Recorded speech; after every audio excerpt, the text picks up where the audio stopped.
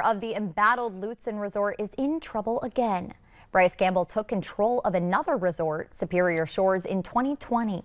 Twin Cities media outlets are reporting that a judge has now put a temporary manager in charge of Superior Shores, saying taxes and utilities haven't been paid, and the power company is threatening to disconnect services.